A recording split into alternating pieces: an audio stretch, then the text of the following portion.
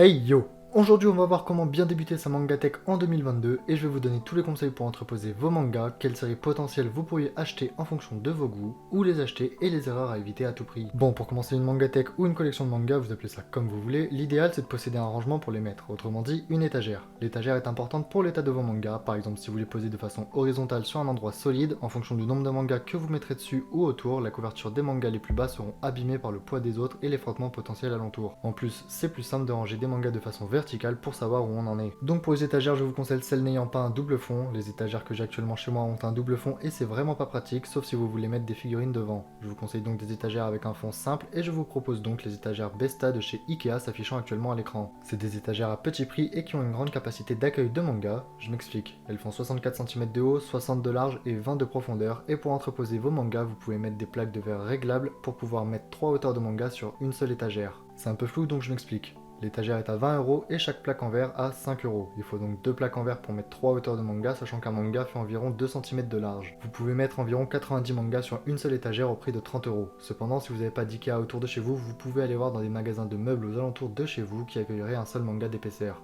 Maintenant on va passer à la partie achat des mangas. J'aimerais quand même vous avertir avant d'essayer d'éviter de tomber dans une addiction d'achat de mangas, surtout si vous n'en avez pas forcément les moyens. C'est votre collection et vous avancez à votre rythme, ne soyez pas pressé de terminer une série ou d'en commencer d'autres, faites-le uniquement si vous êtes sûr de vous. Pour l'achat des mangas, il existe plusieurs types de débuts, que ce soit via une série shonen, seinen et j'en passe, le début reste le même. Il faut privilégier un maximum les séries de moins de 20 à 30 tomes en premier. Je m'explique. Personnellement, j'ai absolument pas suivi ce conseil et c'est pour ça que je vous en parle. Ma première collection a été One Piece. Comme vous le savez, la série a 100 tomes à l'heure où je vous parle et quand je l'ai commencé, elle en avait 60. En gros, le temps que vous complétiez entièrement la série, vous en aurez commencé probablement d'autres et c'est une erreur puisque après vous accumulerez le retard sur les séries et vous serez rapidement dépassé par celui-ci. Ce que je préconise particulièrement, c'est de commencer par des séries en cours et qui n'ont pas énormément de volume pour le moment. Je pense par exemple à Tokyo Revengers en shonen ou à Valkyrie Apocalypse en seinen. Ça vous permettra de vous lancer doucement mais sûrement dans votre collection. Si malgré tout vous voulez quand même acheter une ou plusieurs séries longues, encore une fois ne tombez pas dans l'addiction, c'est vraiment important et j'appuie vraiment sur ce point. De plus, je vous conseille de ne pas acheter plus de 2 tomes par mois de ces séries longues. Ça vous permet de vous tenir à jour sur vos séries les plus courtes et de rattraper petit à petit le rythme de parution de vos séries. A savoir qu'un manga paraît entre 2 et 4 mois en général, donc vous avez le temps de le rattraper, prenez votre temps.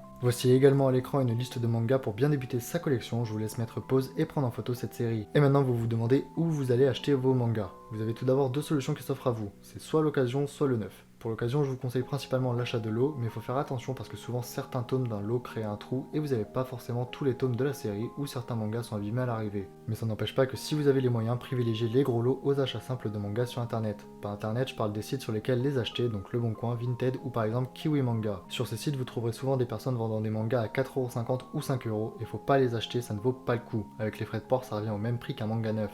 Concernant les mangas neufs, c'est personnellement comme ça que je les achète le plus souvent pour la simple et bonne raison que j'ai horreur des mangas abîmés et j'essaie d'avoir le manga le plus parfait possible et je sais que j'en ai les moyens. Je préfère acheter moins mais de bonne qualité, j'y peux rien, je suis comme ça et je préfère également acheter aux libraires pour lesquels c'est leur métier qu'aux grandes surfaces qui ont quand même moins besoin de votre argent.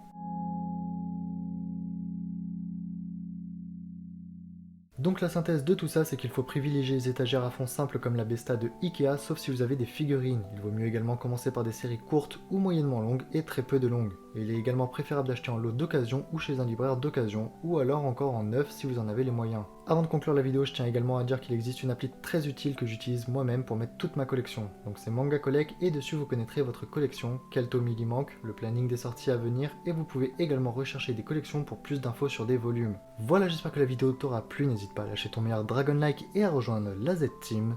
Sayonara.